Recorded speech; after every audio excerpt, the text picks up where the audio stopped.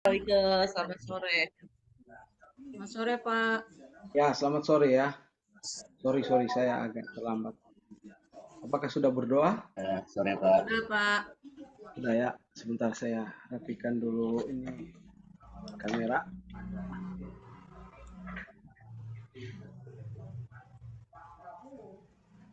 Shalom Pak Michael.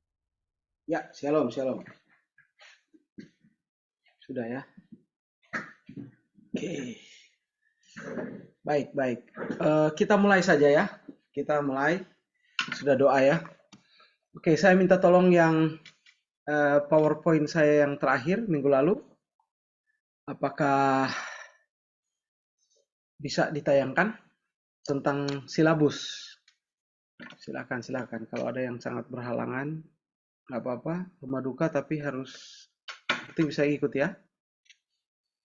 Baik. Ada yang bisa share tentang itu PowerPoint minggu yang lalu? Iya. Kita sudah kurikulum, kita sudah bahas silabus sudah. Coba kita buka di silabus. Jadi silabus seperti yang saya sudah sampaikan adalah kerangka garis besar juga bahan ajar atau topik-topik yang biasanya dibuat dalam 3 bulan gitu ya, atau ada juga silabus 1 bulan, walaupun banyak juga pelayanan anak tidak dengan silabus, artinya cukup kurikulum kemudian bahan ajar karena hampir sama saja ya silabus dengan kurikulum. Jadi kita beberapa kali pertemuan, coba next. Ini sudah yang ketiga kali tentang pelayanan anak karena saya juga merasa bahwa pelayanan anak itu penting, banyak pastoral ya, pelayanan pastoral, pengembalaan itu dimulai dengan pelayanan anak. Jadi kita akan langsung lihat saja contoh-contoh supaya bisa menambah kemampuan pengetahuan dan itu akan berdampak kepada kemampuan kalian untuk bisa mengaplikasikan ilmu untuk katakanlah merintis pelayanan pengembalaan ya lewat pelayanan anak ini. Saya rasa saya sudah bahas minggu yang lalu, coba next. Nah, ini ada 9 pertemuan. Jadi diambil dalam surat Petrus, kemudian Yohanes, dan dia berkesinambungan ya. Yudas dengan surat Yudas. Coba next. Nah, di sini diberikan contoh betul di 12 minggu ya. 12-13 minggu. Jadi ini 3 bulan ya. Banyak membahas dalam satu topik yang sama, yaitu mengenai iman, keselamatan, dan bagaimana bertumbuh di dalam iman. Nah, kita next coba. Nah, pertemuan kita akan bahas tentang bahan ajar. Bahan ajar dikembangkan berdasarkan tentu kurikulum yang sudah dibuat. Nah, bahan ajar biasanya dalam banyak pelayanan sekolah minggu itu berupa buku pelajaran yang detail, lembar demi lembar ya. Tentu dibuat lebih detail supaya sangat aplikatif sehingga bisa mencapai tujuan kurikulum. Next. Nah, ini contoh ya bahan ajar. Bahan ajar kurikulum integratif usia 12-14 ya. Aku dan Tuhanku. Jadi kita sudah lihat kemarin kan ya kurikulum tentang ciptaan yang istimewa. Nah, dia kasih subjudul di minggu pertama ini, pelajaran 1 ini adalah apa yang Allah ingin dariku, gitu ya. Tujuannya yang pertama, dia ingin ada pengembangan utama intelektual itu supaya kan anak itu bisa bersyukur kepada Tuhan karena mereka diciptakan istimewa. Next. Nah, ini di kurikulum kan, di sosio-emosional, anak bisa memelihara dirinya akan menjadi ciptaan yang istimewa dan berharga di mata Tuhan. Spiritual tentu supaya anak-anak itu memiliki gambar diri yang benar bahwa mereka itu berharga. Ya, cara pandang yang ingin dicapai supaya anak tahu memandang bahwa Tuhan ingin ia menghargai hidupnya dengan melakukan perbuatan-perbuatan baik. Perbuatan baik seperti apa? Tentu perbuatan baik yang sesuai dengan firman Tuhan. Nah, ada indikator-indikator yang ingin dicapai. Ya, anak bersyukur kepada Tuhan, anak bisa menghargai hidupnya, anak mengetahui keistimewaannya. Jadi kalau tentu yang ingin capai bersyukur ya dan keistimewaan supaya anak itu bisa menghargai, bersyukur dan merasa istimewa. Nah, bahan-bahan yang digunakan di sini diberikan malam ya, seperti kayak pembuatan membuat patung ya dari lilin itu, patung lilin, bukan patung lilin ya, patung ya bisa kayak tanah liat itu yang bisa dibentuk ya, malam tanah liat yang bisa dibentuk, tetapi ini dari semacam lilin, jadi nggak kotor ya. Nah, disiapkan tentu kita hitung berapa jumlah anak, kita siapkan malam yang sejumlah anak tersebut ya, supaya benar-benar mereka semua terlibat. Agar menarik bahan malamnya itu plastisin ya. Lilin plastisin itu kalau bisa berwarna-warni, anak suka warna-warni. Saya pernah belajar dan diberi inspirasi ya. Kenapa KFC itu sangat disukai oleh anak?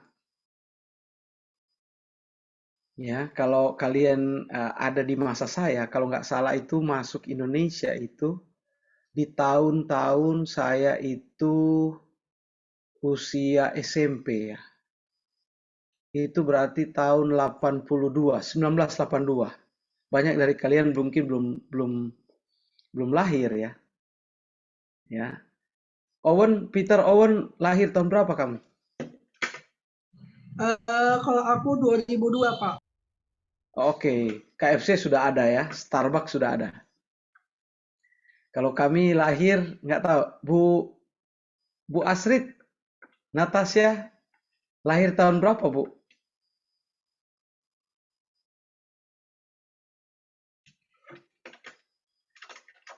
Maaf Pak, kelupaan buka itu. Ibu? 68 Pak. Hah? 68. 68 ya, berarti usia kita terpaut 1 tahun ya. Yes Pak. Nah, kita lahir KFC belum masuk Indonesia, betul ya? Belum. Kalau nggak Ada, salah Pak. Saya di Bandung dulu udah ada Pak, dekat sekolah saya. KFC Iya, di apa namanya Jalan Siliwangi itu. tahun Aduh saya lupa Pak. SD? SD sudah ada? Pak, saya SMA Pak. Ah iya, SMA jadi 3 di Bandung Pak. iya betul. Jadi mungkin kita usia SMP, SMA baru KFC itu masuk Indonesia. Dia sangat menarik ya, padahal ayamnya biasa saja. Tetapi salah satu keunggulan dia adalah outletnya, coba kita lihat, bahwa berwarna-warni, betul nggak? Jadi restoran yang warna-warni dan menarik orang, ya memang mungkin dia punya resep yang bagus tentang ayam goreng. Tapi kalau mau pikir kan, masa sih sampai bisa buka semua sama gitu. Ayam goreng juga banyak dijual di Indonesia. Nah, salah satu kan mereka punya strategi-strategi bisnis. Nah, yang saya pernah pelajari itu outletnya aja itu dibuat berwarna-warni, cerah, supaya anak-anak tertarik. Nah, kalau anak-anak masuk, orang tua mereka bawa, makanya nggak pernah sepi. Nah, jadi tolong perhatikan untuk pelayanan anak-anak selalu mainkan warna. Ya, KFC ya. Jadi selalu memainkan warna. Warna-warna kalau bisa yang terang, cerah. Ya. Jadi anak-anak jangan diajak pakai putih terus. Ya dulu memang kita eh, ya namanya juga kelahiran tempo tahun-tahun sebelum setelah merdeka tapi masih dalam apa Indonesia masih negara-negara berkembang ya. Putih-putih gitu ya. Hitam-hitam. Nah, kalau sekarang mesti banyak memainkan warna untuk anak-anak ya. Kita lanjut langsung ke jadi tolong dipegang bahwa memainkan warna itu sangat penting. Makanya dalam pelayanan anak misalnya saya pernah banyak saksikan di sini pelayan-pelayan anak kami yang kami lakukan itu tiap minggu itu ada dress code. Dress code. Minggu pertama dress code warna biru. Ya kan? Minggu kedua warna merah. Minggu ketiga dress code biasa macam-macam. Mainkan warna atau mainkan model. Misalnya setiap minggu keempat kita ada dress code memakai baju anak-anak itu baju tidur ya. Lalu ada yang memakai baju perawat,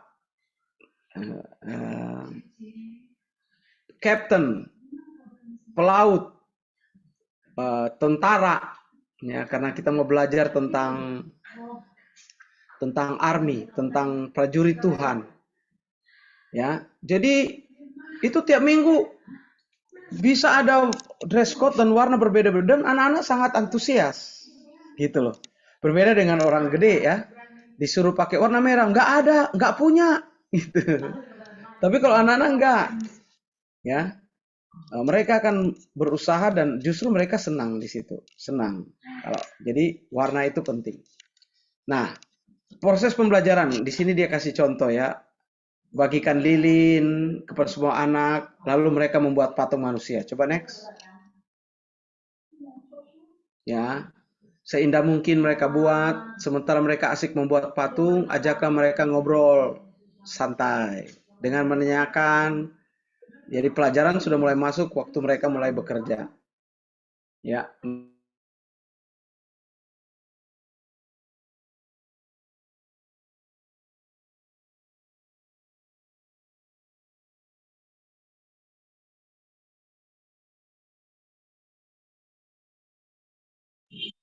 Kak Sam-nya aku nge-freeze apa Pak Royke yang nge-freeze Kak Sam?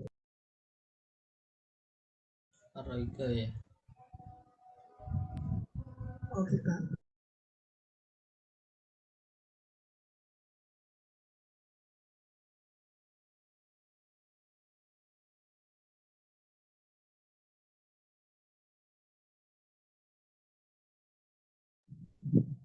Nge-freeze tapi ini ya Kak, mukanya lagi serius banget Pak Royke.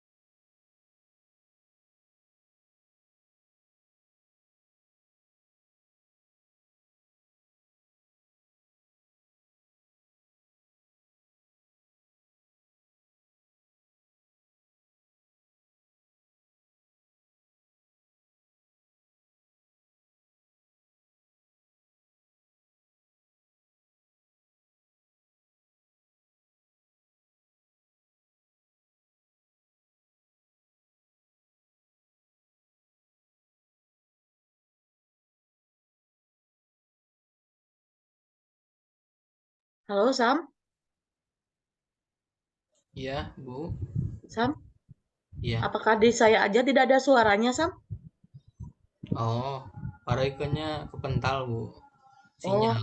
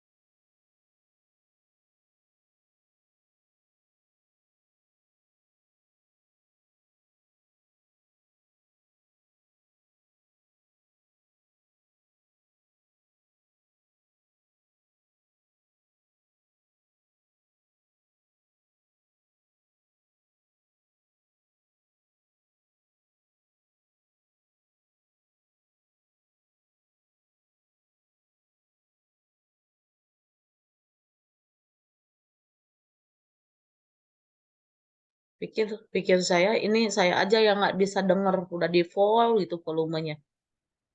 Iya, Bu. Sama saya juga, Bu. Sepi gitu. Ah, Karena jadi aku juga gitu. Apa sinyalku yang nge-freeze, apa Parika yang nge-freeze. Saya juga gitu kok nggak ada kemana gitu. Pikir saya yang nggak ada Ini suaranya. teh efek mau liburan besok. Iya betul. Judulnya Hoyam. Ya, Hoyam. Bahasa Ibrani. Hoyam. Lagi serang sampai jam 11 malam ya. Aduh. Iya benar jam 11 malam Edun dari Senin, Selasa, Rabu, Kamis. Gile. Kok hari jangan demikian kok, saya presentasi kok, jangan ingat-ingat jam 11 kok. Pokoknya kalau saya nggak ada hilang gitu di situ, saya jalan-jalan, saya capek, kakinya pegel gitu, duduk terus. Jadi mohon maaf teman-teman, saya jalan-jalan itu lagi jalan-jalan kalau kadang-kadang ngelenyap. Semangat, Pi, sayang. Terima kasih. Iya, makasih Bu Astrid. Aduh. Fari nanti jangan nanya ya kok. Iya, thank you. Nanya lah, nggak nanya nggak rame. Jangan gitu kok, okultisme kok, jam 11 malam kok. Aduh, Aku nanya ya, Say. boleh nanya, udah makan belum? Gitu. Ini presentasi okultisme malam Udah Jumat. minum Aduh. belum gitu ya? Udah makan belum? Udah minum belum? Udah minum vitamin belum? Betul. Udah bobo siang belum gitu ya? Betul. Ini bawain apa, Ci? Hah? Cinta ditolak, dukun bertindak. Asik. Bun. Asik. Yang dari bukunya itu, Say. Iya, dicampur-campur. Asik, mantap. Aduh, nggak sabaran mau denger, Iya, cinta ditolak, dukun bertindak ya. Mantap. Gila, gila. Sip. Pengalaman pribadi lah. Hah? Enggak lah. Pengalaman pribadinya Mas bukan katanya cinta pengalaman ditolak. pribadi. Pak Hari ngadi-ngadi.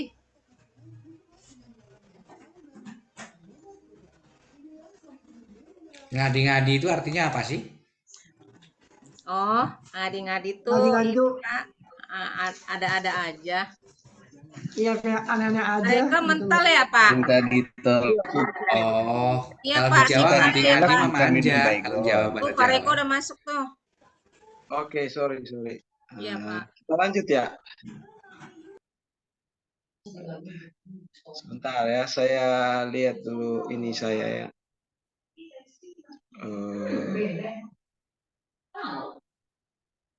Oke. Jadi kita sudah ada di mana tadi? Di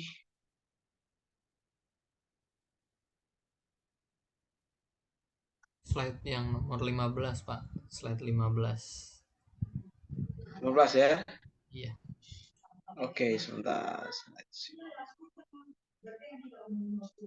Oke. Jadi sementara mereka melakukan apa? Kegiatan itu, kita mulai ajak ngomong mereka. Bagaimana, kenapa kalian disuruh membuat patung yang bagus? Karena tahukah kalian bahwa kita itu diciptakan Tuhan indah, gitu, dan istimewa. Kalaupun ada anak-anak yang tubuhnya cacat, dia tetap adalah anak yang istimewa. Walaupun mungkin dia memiliki kekurangan. Istimewa bagi Tuhan bukan hanya tubuh yang sempurna, ya.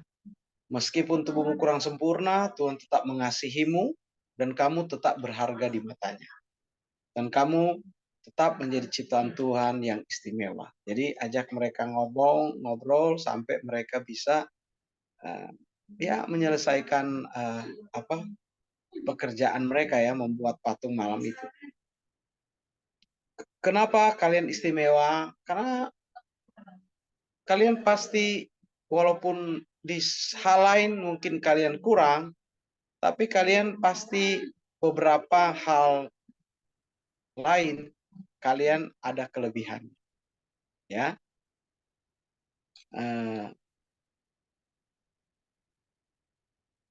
Ingat karya Tuhan itu jangan dicela, jangan suka menghina teman kalian, karena dia adalah ciptaan Tuhan yang berharga dan istimewa. Nah, itu kan kegiatan di awal. Kenapa selalu membuat satu kegiatan di awal dengan permainan atau dengan kegiatan santai, belum langsung kayak puji-pujian atau belum langsung penyembahan, belum langsung khotbah? Karena memang anak-anak butuh menggiring dia dalam sebuah konsentrasi penuh. Berbeda dengan dewasa, dia bisa langsung duduk, bisa langsung fokus. Tapi kalau anak-anak, dia perlu ada kegiatan atau games dan sebagainya. Nanti saya akan tunjukkan ada salah satu contoh bahan ajar yang dimulai dengan games. Karena mungkin kan anak-anak baru dari rumahnya, dia di jalan, dia masih banyak hal yang dia pikirkan. Nah, dia butuh untuk fokus ya, konsentrasi dan dia butuh sesuatu yang menarik untuk dia bisa fokus. Makanya dimulai dengan kegiatan atau games. Nah, bagian kedua dari bahan ajar ini adalah kegiatan yang terpimpin ya, atau yang lebih formal begitu ya. Kalau tadi kan buat masing-masing bisa mengerjakan sendiri-sendiri. Kegiatan terpimpin di sini diberikan karena mereka usia 12 sampai 14. Tentu untuk diskusi tidak cocok bagi anak-anak kecil. Ya. Karena tentu mereka tidak akan mampu untuk berdiskusi. Nah, kalau di sini anak-anak yang sudah remaja, ajak mereka untuk diskusi. Apa saja keistimewaan? Ya. Caranya pertama, bagikan kertas HVS, folio, dan alat tulis. Mintalah mereka memikirkan keistimewaan mereka. Ya, bisa aja pandai dalam pelajaran, atau istimewa saya bisa memasak, pandai masak, atau saya bisa main bola, pandai menyanyi, memainkan alat musik, ya, dan sebagainya.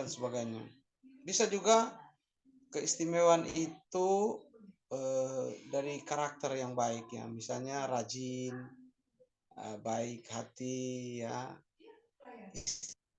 Juga bisa juga dari fisik. Ada yang bilang, banyak orang ketemu saya mengatakan saya ganteng, cantik, ya saya suka menolong dan sebagainya.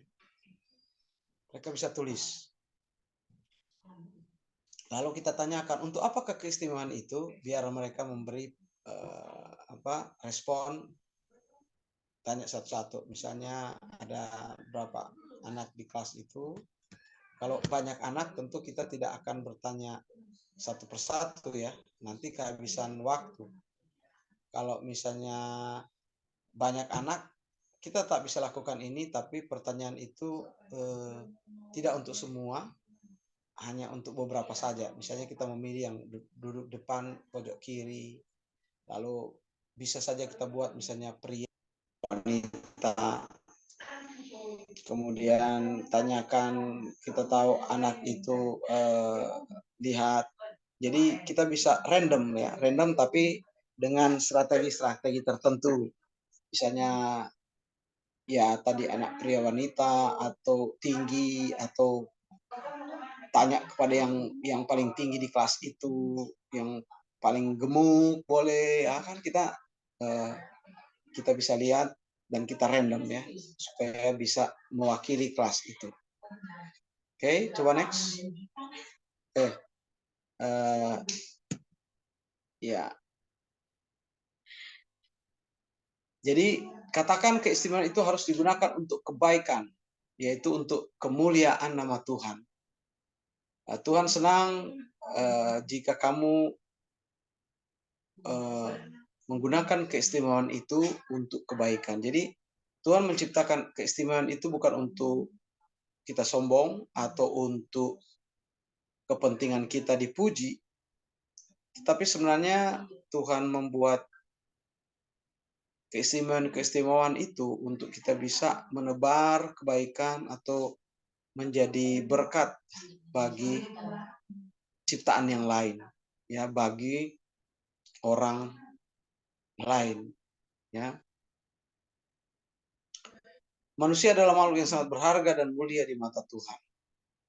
Namun ada sebagian orang yang merasa tidak berharga hanya karena mungkin dia pernah gagal, misalnya dia nggak naik kelas, contoh, karena dia pindah-pindah sekolah, atau dia cacat. Kadang-kadang ada orang-orang kan yang jalannya agak pincang. Nah, kadang-kadang mereka kan kehilangan keberhargaan itu. Nah, jangan kalian merasa rendah diri atau muncul perasaan tidak berharga, apalagi mau menyalahkan Tuhan, bahwa Tuhan tidak mengasihi dia, Tuhan pilih kasih. Jelas pendapat itu sangat salah. Kalau toh ada kekurangan, ya karena kalau Tuhan mengizinkan itu terjadi dalam hidup kita atau dalam keluarga kita atau pribadi kita, maka tentu Tuhan ingin kita mengerti bahwa dalam keadaan apapun kita bisa menghargai dan bersyukur pada Tuhan. Kan ada banyak contoh-contoh, justru ada orang-orang yang cacat pun bisa berprestasi. Ya, Nick Vujicic, ya mungkin bisa dikutip. Dia salah satu motivator ternama di dunia. Ada di sini yang pernah lihat Nick Vujicic dari Australia?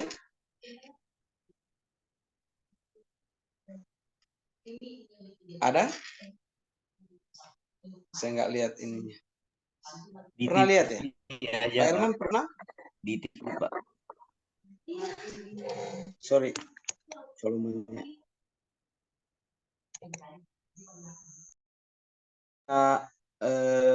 Cacat lahir yang kekurangan, ya, tingginya cuma beberapa senti, tangannya sangat kecil, ya, kakinya, ya, tapi dia tetap bisa berguna bagi banyak orang, ya. Ajak mereka baca firman Tuhan. Nah, ini salah satu pegangan, ya, untuk melayani anak-anak. Jadi jangan sampai pertemuan-pertemuan itu tidak ada dasar firman-nya, ya. Kenapa perlu kami tekankan banyak contoh-contoh juga di kurikulum atau bahan ajar yang disampaikan oleh pelayanan-pelayanan anak, selalu harus ada firman Tuhan. Jadi jangan cuma anak-anak ajak bermain, ya, harus tetap ada dasar ayatnya. Mungkin ada yang sampai ayat dihafalkan. Ya, membaca ayat. Kalau di sini contoh bahan ajar setelah diskusi, lalu bacakan ayat tentang ciptaan, lalu khotbah, ya, cerita tentang Adam dan Hawa berharga di mata Tuhan. Di pembacaan itu kan bahwa Adam dan Hawa itu diciptakan serupa dan segambar Allah. Ya, Tuhan menciptakan semuanya, tetapi ciptaan yang paling istimewa di situ ditulis Tuhan menciptakan manusia. Ya. Nah, bagian yang ketiga, tanggapan dan aplikasi. Bagaimana cara kamu memelihara bumi? Ya, jadi tadi kan di kisah Adam dan Hawa juga dikatakan berkuasalah. Sebagai ciptaan yang istimewa, Tuhan memberi tugas kepada mereka berkuasalah atas ikan di laut, atas burung di udara, atas segala binatang di darat. Jadi laut,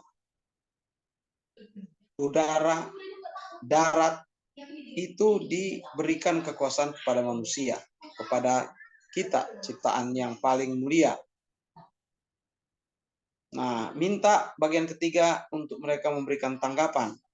Bagaimana kamu cara memelihara bumi ini? Ya, kita bisa jelaskan menerapkan penanaman hutan kembali, ya, bukan menebanginya sembarangan atau merusak, apalagi merusak tanaman. Ya, kita harus mengusahakan tempat di lingkungan kita menjadi tempat yang hijau. Ya, untuk apa? Supaya salah satu tujuannya untuk mencegah banjir. Oke. Itu cara memelihara bumi. Juga cara memelihara bumi adalah dengan membuang sampah pada tempatnya, supaya saluran-saluran air tidak tersumbat dan bisa menghasilkan banjir, bahkan yang berkepanjangan. Bagaimana cara memelihara bumi? 2 contoh itu kalian bisa berikan. Tapi pertanyaan berikut juga penting untuk tanyakan aplikasi respon mereka. Bagaimana sekarang kamu memelihara tubuh sebagai ciptaan yang istimewa? Ya, nanti anak-anak akan memberikan tanggapannya memelihara tubuh. Ya, menggunakan keistimewaan itu untuk hal yang baik. Misalnya kalau kalian punya keistimewaan di pelajaran, cerdas. Contoh cerdas di bidang matematika. Nah, ajarkan ke anak-anak, sampaikan ke mereka bahwa kalian diberi keistimewaan pandai, kamu harus membantu, ya, teman kalian yang mungkin kurang mampu di matematika. Ya, menolong, bukan ini ya, bukan membantu dia waktu ujian, bukan. Tapi mengajar dia supaya dia bisa mengerti atau menguasai pelajaran yang dia dapatkan atau yang didapatkan bersama di kelas. Oke. Nah, setelah itu kegiatan penutup. Jadi ada 4 kegiatan, ya. Kegiatan penutup, mintalah seorang untuk berdoa mengakhiri pertemuan. Oke. Nah, itu salah satu contoh kegiatan bahan ajar. Jadi ada 4 kalau kita lihat. Betul ya? Jadi kegiatan itu dimulai dengan mana dia ini?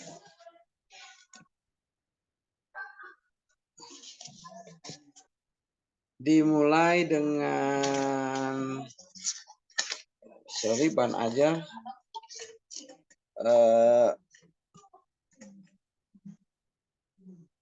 kegiatan pembukaan, membuat patung. Kemudian kedua, kegiatan terpimpin. Ketiga, diskusi. Ketiga,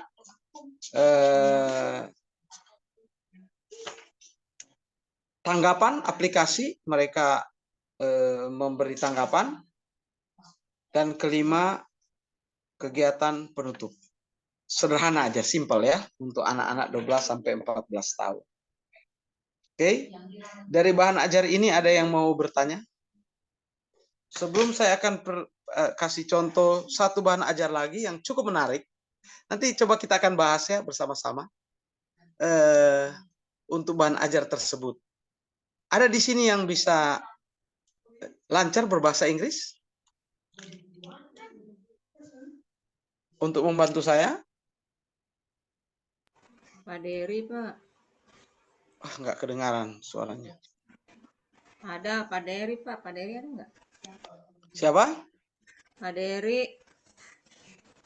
Itu ada tuh Pak Hiu juga, Pak Hari. Oh, ini kok. Pak Heri tuh Pak. Oke. Saya nggak terlalu bisa dengar ya. Apa ya? Coba saya coba lagi di internet saya ya.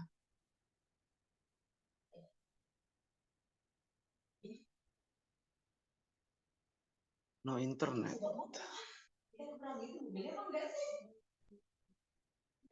Oke, so connected ya.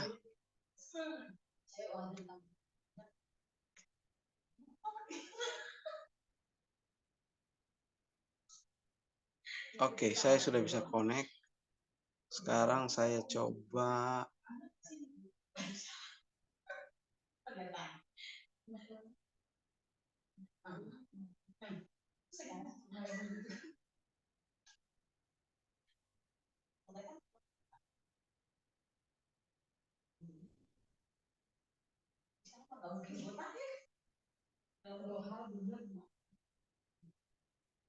Sebentar ya. Ada yang mau bertanya di bahan ajar yang tadi dulu?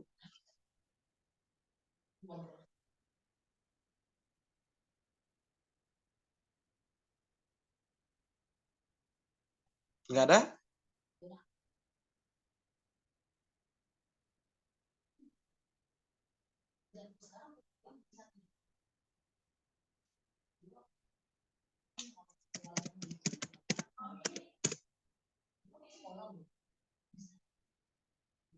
Coba terima saya lagi ya.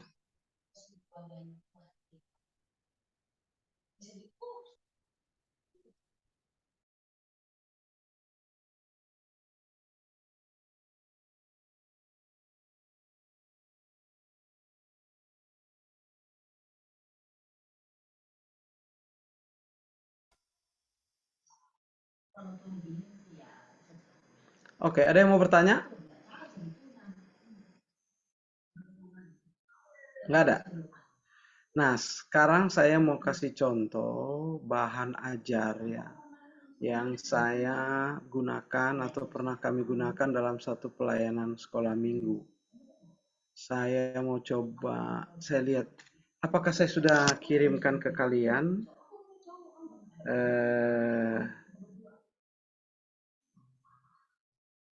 Bentar ya.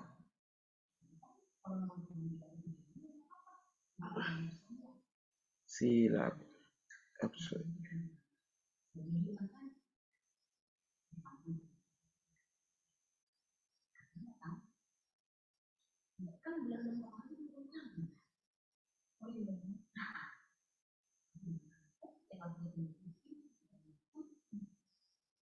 Oke. Belum ya? Sebentar ya, saya coba kirim ya.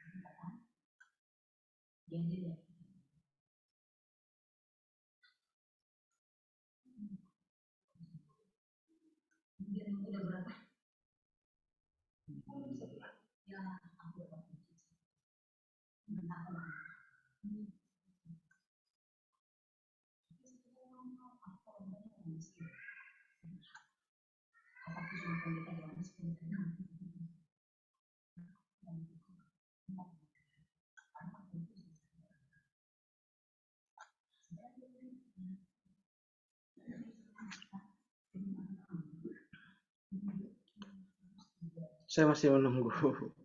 web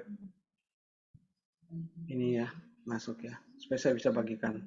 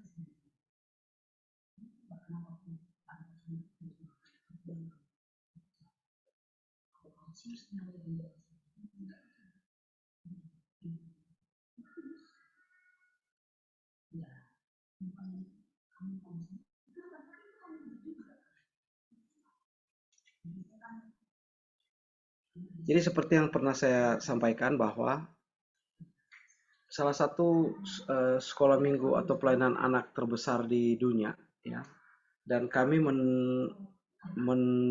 membeli kurikulumnya dan kami translate itu dalam bahasa Indonesia. Nah, dan ternyata kurikulum yang digunakan oleh mereka itu cocok memang untuk pelayanan ke anak-anak perkotaan, ya, apalagi ke anak-anak yang bisa dikatakan yang modern. Jadi kalau kalian lihat salah satu kurikulum ini, maksudnya materi ini seperti khotbah orang dewasa, ya, tapi dikemas dalam hal yang simple, ya, dan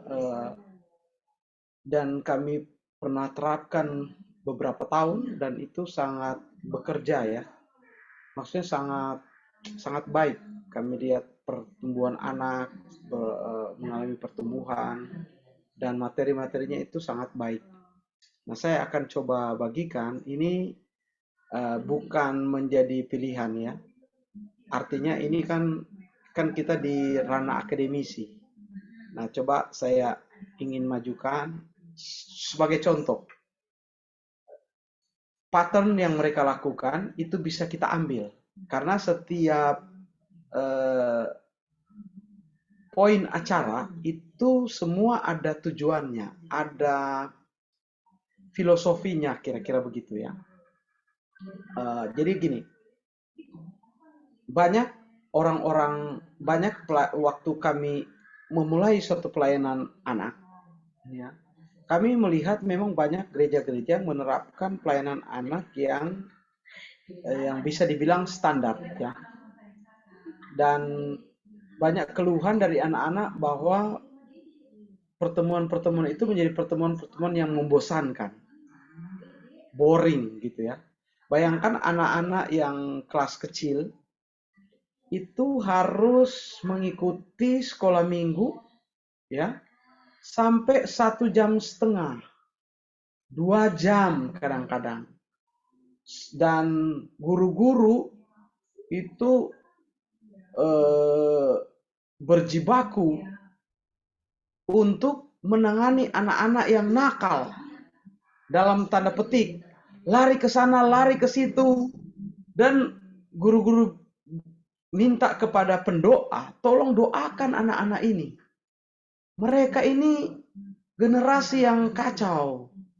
Kira-kira begitu ya. Nggak taat. Disuruh diam, nggak mau diam.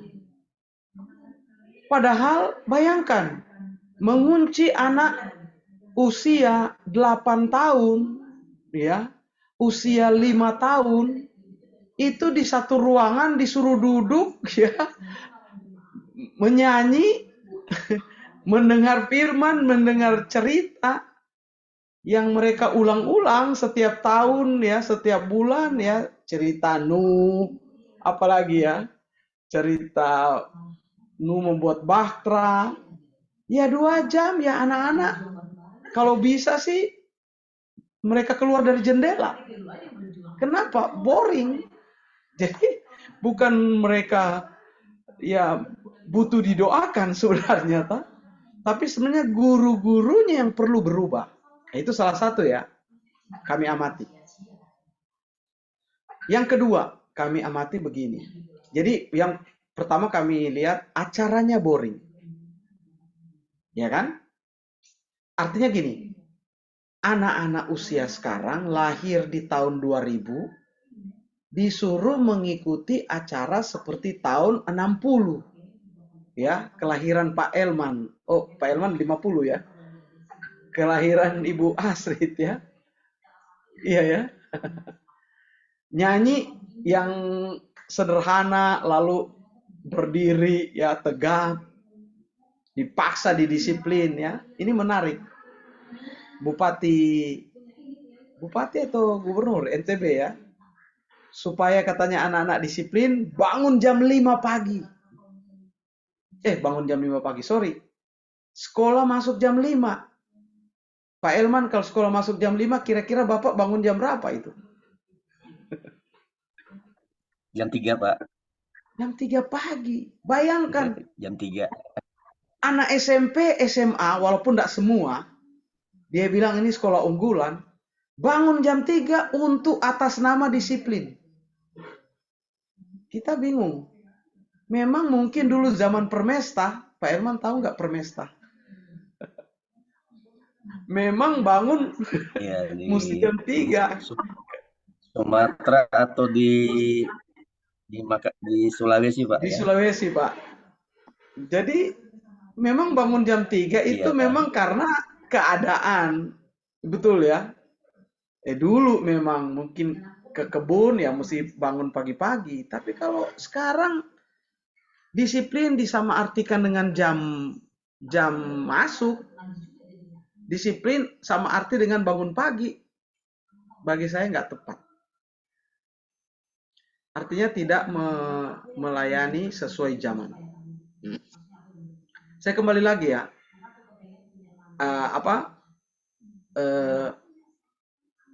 Acara yang boring, terlalu panjang, gayanya tempo dulu, nyanyinya nyanyi dewasa,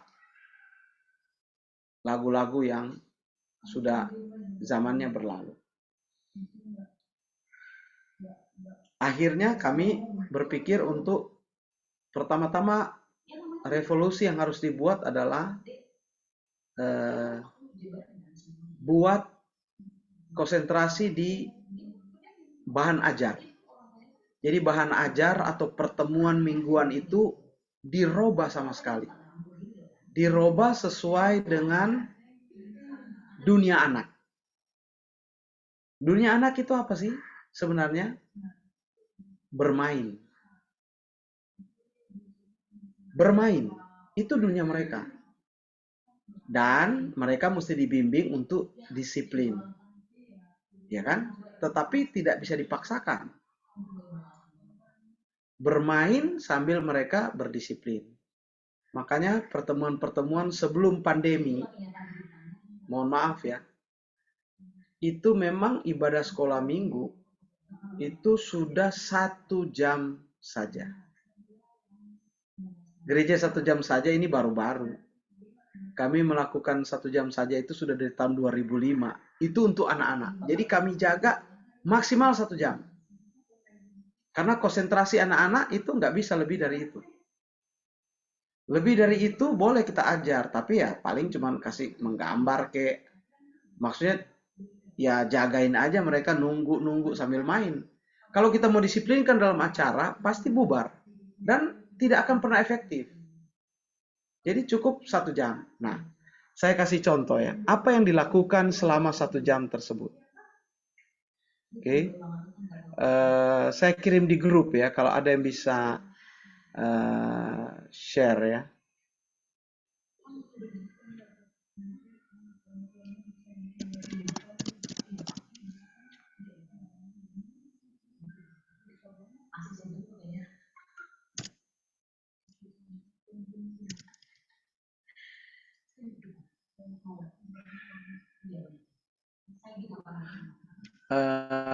Ini hanya sebagai contoh ya, tetapi saya bisa jelaskan, dan karena juga saya sudah pernah mempraktekannya, dan itu cukup efektif, memberkati banyak anak. Mereka bisa bertumbuh, mereka bisa bahkan terjadi terjadi penjangkauan lewat pelayanan-pelayanan itu, dan banyak anak-anak bisa dimenangkan. Bahkan kalau nggak salah saya pernah ngomong, mereka itu lebih senang datang ke sekolah minggu, ke pertemuan gereja anak kami, daripada mereka ikut orang tua, even itu kegiatan keluarga. Saya sudah kirim ke grup ya. Nah, saya coba kirimkan bahasa Indonesianya kalau nggak salah ya. Itu yang sudah kami terjemahkan dalam bahasa Indonesia.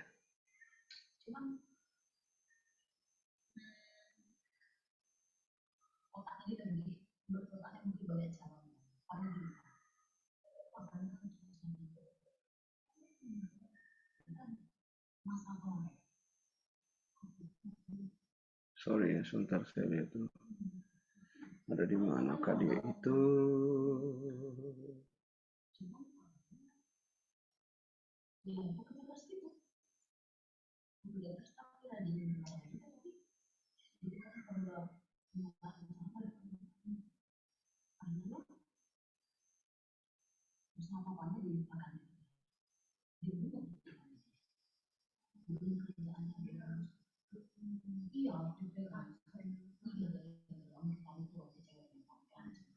Sudah bisa dibuka nggak yang saya kirimkan ke grup? Apa ketua kelas bisa bantu ya? Oh, belum masuk Pak di grup pastoral 2. Sebentar ya, dia lagi.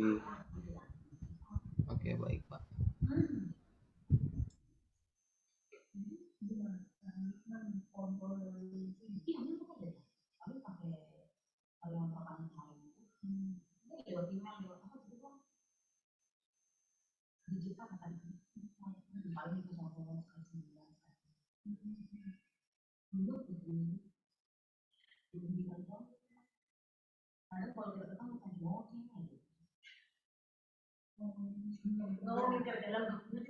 Sudah ya?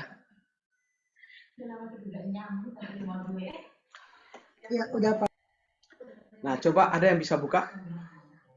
Siapa yang bisa jago bahasa Inggris di sini? Pak siapa?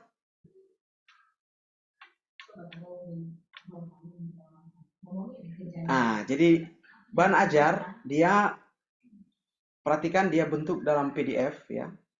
Jadi dalam minggu itu dia mau atau kita akan mengajar anak-anak tentang choose to obey God's word ya. Jadi memilih untuk taat kepada firman Tuhan ya.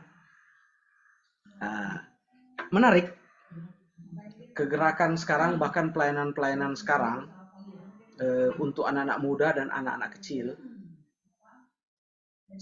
menurut survei mereka sangat suka sekali, sangat tertarik sekali kepada kakak-kakak atau pengajar-pengajar yang berbahasa campur-campur, bahasa Inggris dan bahasa Indonesia ya. Jadi bukan berarti kita yang nggak terlalu jago Inggris nggak diperlukan dalam pelayanan. Kita sangat-sangat dibutuhkan dalam pelayanan. Tapi untuk melayani anak-anak zaman sekarang, ya, kenapa kita butuh orang-orang yang memang punya talent dan memang sesuai dengan kebutuhan anak-anak sekarang ini, betul ya? Jadi campur-campur lah Inggris, oke lah. Ya. Nah, coba saya ingin tanggapan kalian atau mahasiswa. Bagaimana dengan gambar di sini? Apakah gambar ini menarik atau boring atau sama sekali jelek, bagaimana tanggapannya?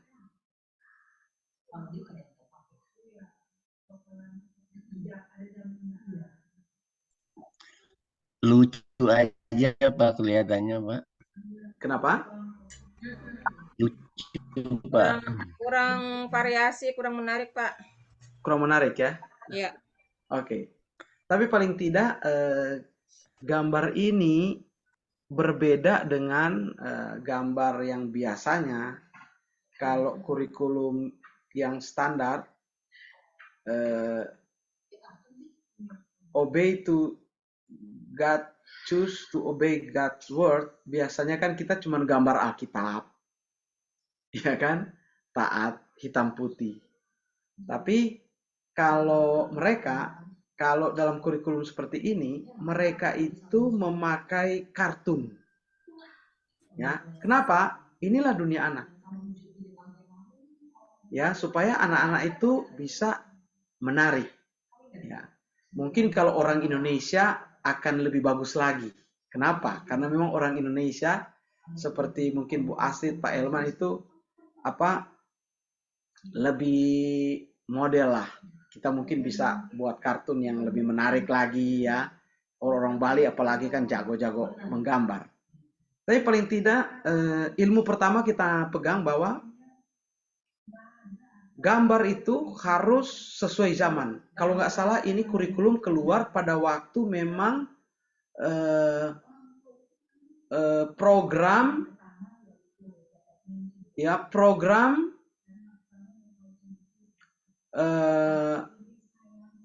tayangan kura-kura ninja yang lagi booming ya. Makanya dipakai dengan gambar ini karena nanti ada cerita yang dipakai dengan kisah ini, The Turtles ini ya. The Turtles, kura-kura ninja apa ya namanya? Saya lupa. The Turtles kalau nggak salah ya. Kalau saya baca sih aku the turtle siapa ya? Turtles. Ya, the Turtles ya, betul ya. Jadi ini kan lagi menarik. Nah, ini dipakai untuk membawa bahan ajar. Coba next. Ya, saya pakai ini untuk pelajaran di sebentar. Ya, ini yang dibawa. Nah, ini Sunday School kurikulum dari Metro Ministries ya. Kalian bisa searching Metro Ministries yang didirikan oleh Bill Wilson ya.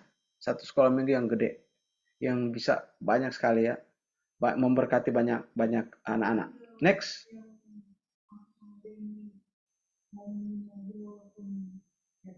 Terus, nah di buku mereka ada lesson overview, jadi kayak ringkasan untuk pelajaran. Jadi ini untuk apa? Untuk guru, menjadi pegangan bagi guru-guru. Ya, coba ada yang bisa terjemahkan? Dengan cepat, ada nggak?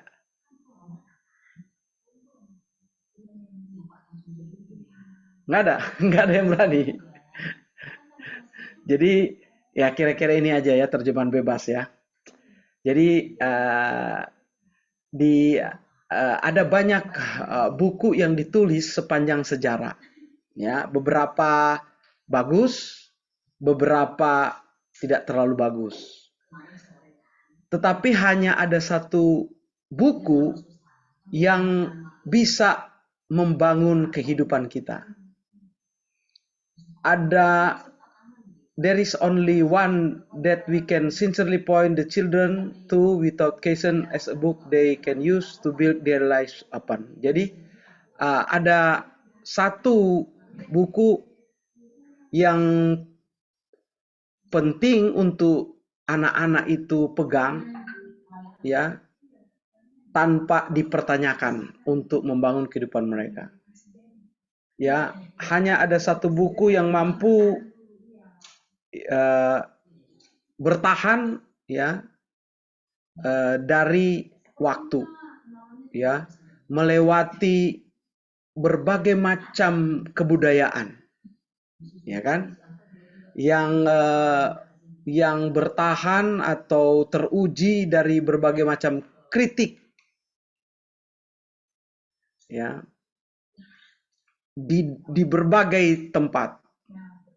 Dan buku ini sudah dibaca oleh banyak raja-raja, presiden-presiden, ya, pemimpin-pemimpin negara, dan juga termasuk nabi. Ada banyak badai atau problem yang datang, tetapi buku ini tetap bertahan, ya. Dan buku ini telah mengubahkan banyak kehidupan melebihi dari buku-buku yang lain yang pernah ditulis di dunia ini. Dan buku ini disebut Alkitab, Firman Tuhan. Buku ini adalah memiliki kuasa untuk mengubahkan kehidupan, ya, dari orang-orang tua sampai kepada orang-orang muda. Nah, Alkitab sudah teruji melalui waktu, ya, sudah ribuan tahun, dan dibuktikan bahwa Alkitab ini sangat capable, ya, sangat benar dan tidak ada kesalahan. Dan Alkitab ini adalah kekal. Waktu kita menantang anak-anak di dalam pelajaran ini untuk memilih taat kepada firman Tuhan, anak-anak akan menemukan berkat dari mereka taat kepada firman Tuhan, berkat dari ketaatan mereka kepada firman Tuhan.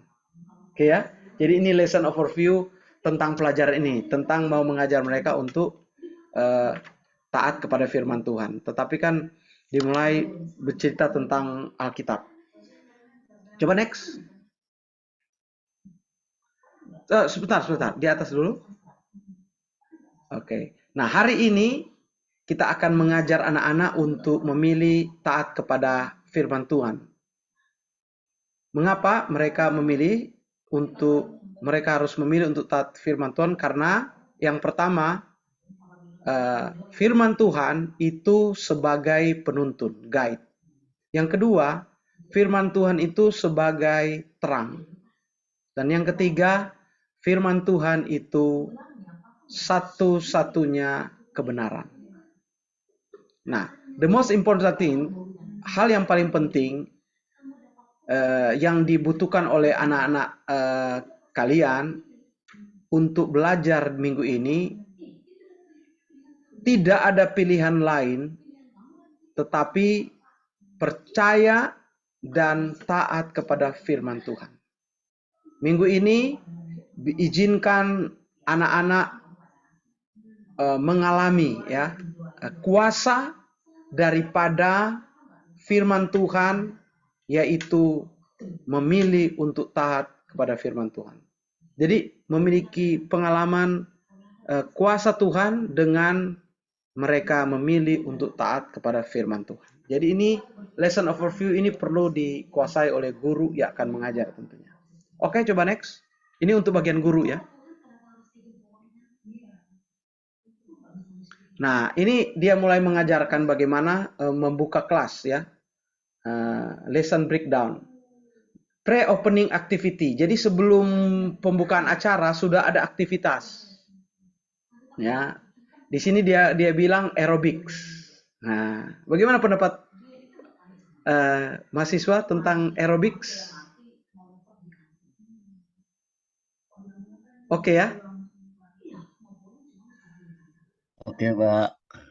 Ya, karena anak-anak suka gerak. Jadi jangan jadi guru-guru yang kalau anak-anak sudah datang ke sekolah minggu, diam. Semakin kita suruh diam, dia semakin bergerak. Kenapa? Karena dunia anak adalah bergerak. Oke, ya. Mending kalau dia suka bergerak, kita kasih olahraga sekalian sampai dia capek. Gitu, ya. supaya dia tidak kemana-mana. Oke ya. Partisipan seluruh anak-anak. Props bahan-bahan yang dibutuhkan, ya, instruktur aerobik, kostum. Jadi guru-guru yang mau ajarkan aerobik, katakanlah itu kan kita nggak mungkin undang instruktur aerobik dari luar, apalagi mereka bukan guru, bukan orang Kristen, kan ini mau mengajar anak. Jadi guru-guru boleh belajar, tapi pakai kostum ya memang untuk yang aerobik. Ya kan, di sini dia katakan shorts, sneakers, ya, sleeveless shirt. Apa itu ya, sleeveless shirt ya? Ada yang tahu? Ini istilah untuk pakaian-pakaian ini. Jadi ada celana pendek, ada sepatu kets, ya, ada kaos lah yang semacam itu. Dan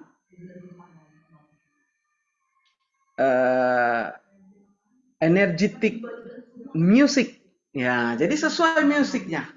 Jadi jangan kita mau kegiatan aerobik, tapi gurunya pakai rok panjang putih, gitu ya. Nggak cocok dengan suasana. Jadi sesuaikan suasana. Oke, ya. Kemudian setelah misalnya aerobik, ya, gaya-gaya kita belajar.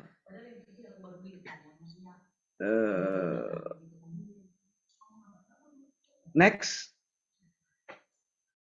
Itu cuma beberapa menit. Atas dulu. Ya. Lalu Pak Royce, maaf Pak. Iya. Maaf Pak, mau mengingatkan Pak, waktunya sudah habis Pak. Oh, sudah habis. Aduh. Iya Pak, Aji harusnya jam 18:50, Bapak kelewatan 4 menit. Maaf ya Pak, Iya, saya potong. saya mengerti, Maaf ya, Pak. Saya agak terlambat tadi ya. Oke, nanti kita lanjutkan minggu depan ya. 1 kali lagi pertemuan minggu depan. Saya sengaja memang untuk pastoral 2 itu lebih sebenarnya ke arah penerapan. Ya, tentu tidak semua pelayan-pelayanan akan saya ajarkan terapannya karena kan banyak sekali. Saya memilih untuk terapan untuk pelayanan anak sekolah minggu untuk bisa memberi masukan kepada kita dan pengertian yang lebih dalam tentang pelayanan ini. Oke? Saya sudah kehabisan waktu, nanti saya lanjutkan tentang bahan ajar ini. Siapa tahu kalian akan mendapatkan ilmu-ilmu dan pelajaran inspirasi untuk nanti membantu pelayanan sekolah minggu atau merintis jemaat lewat pelayanan anak ini, dan kita akan melayani pastoral lebih efektif lagi. Ya, terima kasih buat kehadirannya. Samuel? Iya, Pak. Apakah kamu bisa beritahu saya siapa yang tidak hadir? Yang tidak hadir saja? Oh, hadir semua sih Pak. Cuma tadi ada Binalase yang kepental ya Pak. Sinyalnya. Oke. Tapi yang lain hadir ya? Hadir Pak, hadir. Oke, kalau begitu kita ketemu minggu depan ya. Untuk materi saya terakhir. Kemudian setelah itu pertemuan-pertemuan akan pembahasan dari makalah-makalah kalian. Ya. Dan setelah itu tentu kita akan UAS. Demikian, saya persilakan yang mau berdoa untuk menutup pertemuan kita malam ini. Ya, baik. Mari kita bersatu dalam doa. Bapa di dalam surga, terima kasih Tuhan kalau kami sudah menyelesaikan pelajaran kami yang pertama bersama dosen kami Pak Royke. Kiranya apa yang telah diajarkan boleh kami Tuhan pahami dengan baik, dan juga berkati dosen kami ya Tuhan Pak Royke. Berikanlah kesehatan, perlindungan Tuhan, Kau sertai tiap pelayanannya Tuhan, apapun yang dikerjakan kiranya Kau buat berhasil. Juga berkati keluarga besarnya Tuhan, berkati kami yang akan mengikuti chapel, biarlah firman-Mu Tuhan boleh menjadi pelita bagi kaki kami. Terima kasih Tuhan Yesus Kristus, haleluya, amin. Amin. Terima kasih Pak Bye bye. Terima kasih Pak Royke. Tuhan berkati. Makasih Pak Royke. Pak Royke. Selamat Makasih ya malam. Pak. Terima kasih, Pak. Malam.